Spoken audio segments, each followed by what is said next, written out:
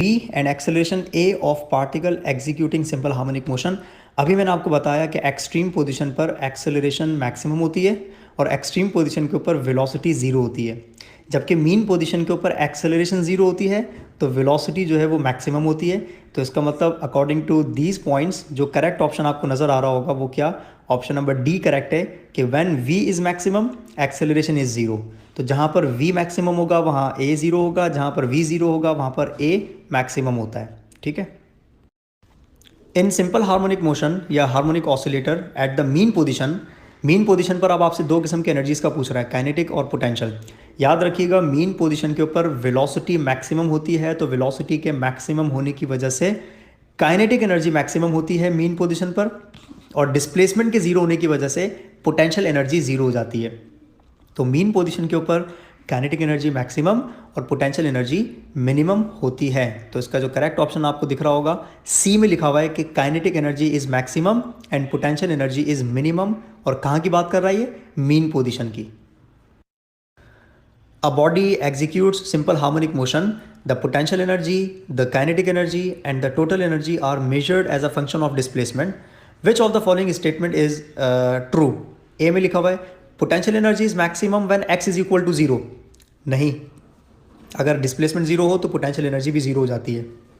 Kinetic energy is maximum when x is equal to zero. हाँ, जब displacement zero हो यानी कि मीन पोजीशन की बात कर रहा है तो वहाँ पर काइनेटिक एनर्जी मैक्सिमम होती है। टोटल एनर्जी जीरो कभी भी नहीं होती, और kinetic energy is maximum when X is maximum ऐसा भी नहीं होता। तो X is equal to zero पर काइनेटिक एनर्जी का मैक्सिमम होना, यानी कि option B is correct. What is constant in simple harmonic motion? Restoring force, kinetic energy, potential energy. याद रखिएगा restoring force, kinetic energy, potential energy, ये तीनों के तीनों during simple harmonic motion displacement के बढ़ने कम होने की वजह से ये तीनों के तीनों चेंज हो रहे होते हैं मुस्तकिल। The only thing which is constant during simple harmonic motion is periodic time. याद रखिएगा। तो इसका जो करेक्ट ऑप्शन है वो क्या है, डी, यानी कि periodic time. The time period of simple pendulum is doubled when. ये पूछना चाह रहा है कि सिंपल पेंडुलम का जो टाइम पीरियड है वो डबल कब हो सकता है, व्हेन। और हमें पता है कि टाइम पीरियड डायरेक्टली प्रोपोर्शनल होता है square root of the length के। तो हमें लेंथ की ऐसी वैल्यू पुट करनी है कि जिसका स्क्वायर रूट 2 के बराबर आ जाए। तो हमें पता है कि 4 का स्क्वायर रूट 2 के बराबर होता है। तो अगर हम लेंथ को 4 टाइम्स इंक्रीज कर दें तो 4l का जो स्क्वायर रूट होता है वो किसके बराबर होगा, 2 के बराबर होगा, 2 टाइम्स द रेडिकल l के। तो इसका मतलब करेक्ट ऑप्शन क्या हो जाएगा, its length is made 4 times. तो ऑप्शन सी इज करेक्ट कि अगर आप लेंथ को 4 टाइम्स इंक्रीज कर दें तो टाइम पीरियड जो है वो 4 टाइम्स नहीं बल्कि 4 का रेडिकल 2 टाइम्स यानी कि डबल हो जाएगा। The time period of a simple pendulum when it is made to oscillate on the surface of the moon. अच्छा, अब सरफेस ऑफ द अर्थ पे और सरफेस ऑफ द मून पे फर्क क्या होता है, एक्सेलेरेशन ड्यू टू ग्रेविटी का, यानी कि जी की वैल्यू का फ़र्क है। जी की वैल्यू अर्थ पर ज़्यादा है जबकि जी की वैल्यू मून की सरफेस पर कम है, और टाइम पीरियड जी की वैल्यू के इन्वर्सली रिलेटेड होता है। तो जहाँ पर जी की वैल्यू ज़्यादा होगी वहाँ टाइम पीरियड कम होगा, जहाँ जी की वैल्यू कम होगी वहाँ पर टाइम पीरियड ज़्यादा होगा। तो on the surface of the moon क्योंकि जी की वैल्यू कम होती है तो टाइम पीरियड जो है वो इंक्रीजेज, यानी कि इसका जो करेक्ट ऑप्शन है वो क्या है, ए, यानी कि इंक्रीजेज। क्योंकि टाइम पीरियड का जी की वैल्यू यानी कि एक्सेलरेशन ड्यू टू ग्रेविटी की वैल्यू के साथ इनवर्स रिलेशन है।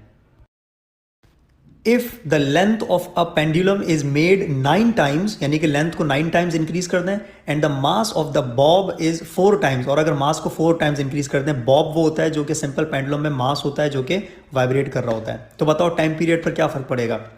पहली बात, टाइम पीरियड सिंपल पेंडुलम का मास पर डिपेंड नहीं करता, सिर्फ लेंथ पर डिपेंड करता है। तो हमें सिर्फ ये देखना है कि लेंथ को कितना इंक्रीज़ किया। तो भाई लेंथ को 9 टाइम्स इंक्रीज़ किया, तो क्योंकि लेंथ स्क्वायर रूट में होती है तो 9 का रेडिकल जब निकालेंगे तो आंसर कितना आएगा, 3। तो लेंथ को 9 टाइम्स इंक्रीज़ करने की वजह से टाइम पीरियड 3 टाइम्स इंक्रीज़ हो जाता है। इसका मतलब इसका जो करेक्ट ऑप्शन है वो है ए, यानी कि 3t। Speed of sound at constant temperature depends upon. तो याद रखिएगा किस पे डिपेंड करता है, प्रेशर पे तो डिपेंड ही नहीं करता है। स्पीड ऑफ साउंड हमने पढ़ा हुआ है ना, प्रेशर के इंडिपेंडेंट होता है। डेंसिटी ऑफ द गैस पे डिपेंड करता है। तो इसका जो करेक्ट ऑप्शन है वो क्या है, option B, density of the gas. Velocity of sound in air, first में लिखा हुआ है इंक्रीजेज विद टेम्परेचर, ये बात सही है।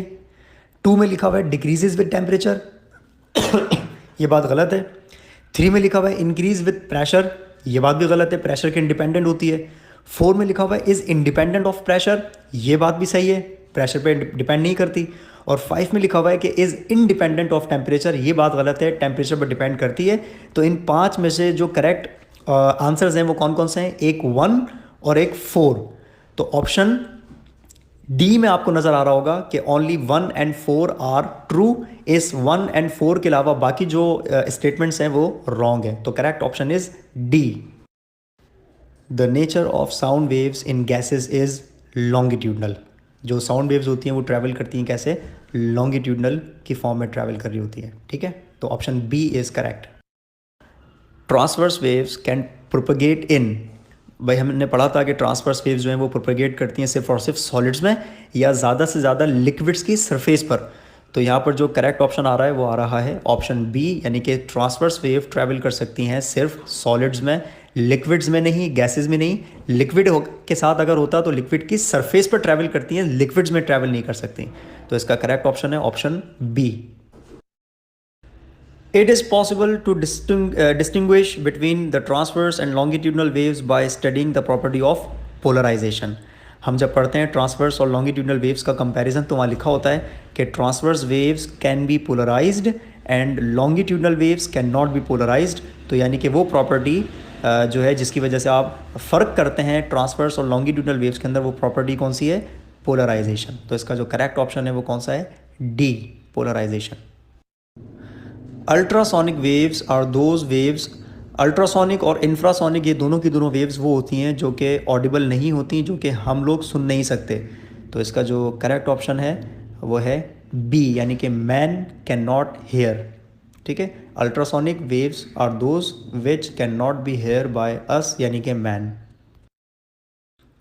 The waves in which the particles of the medium vibrate in a direction perpendicular to the direction of wave motion is known as, हमें पता है डेफिनेशन किसकी लिखी हुई है, ये डेफिनेशन लिखी हुई है ट्रांसवर्स वेव की। तो ऐसी वेव्स जिसमें मीडियम के पार्टिकल्स वाइब्रेट करें perpendicular to the direction of wave motion, ऐसी वेव्स को हम कहते हैं transverse waves. Option A is correct.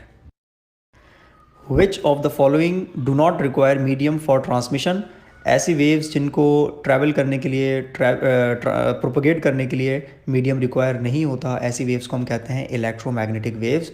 तो इसका जो करेक्ट ऑप्शन है वो है बी, यानी कि electromagnetic waves do not require medium. Consider the following. Number 1, waves created on the surface of a water pond by a vibrating sources. 2 में लिखा हुआ है wave created by an oscillating electric field in an air. Number 3 में लिखा हुआ है sound waves travelling under water. Which of these can be polarised. तो जनाब 1 और 2 जो हैं वो ट्रांसवर्स वेव की एक्चुअली एग्जांपल्स हैं, और हमें पता है कि ट्रांसवर्स वेव को पोलराइज किया जा सकता है। तो इसका जो करेक्ट ऑप्शन है वो कौन सा है, ए, जिसमें लिखा हुआ है 1 एंड 2, यानी कि फर्स्ट एंड सेकंड कंडीशन वाली वेव्स को हम पोलराइज कर सकते हैं। Mechanical waves on the surface of a liquid are, और हमें पता है लिक्विड की सरफेस पर जो मैकेनिकल वेव्स होती हैं वो ट्रांसवर्स होती हैं। तो इसका जो करेक्ट ऑप्शन है वो है transverse. Which of the following या which of the property makes difference between progressive and stationary waves. हमें पता है प्रोग्रेसिव और स्टेशनरी वेव्स के अंदर जो फ़र्क आता है वो सिर्फ और सिर्फ एनर्जी की प्रोपगेशन का आता है। प्रोग्रेसिव वेव्स एनर्जी को प्रोपगेट करवाती हैं, जबकि स्टेशनरी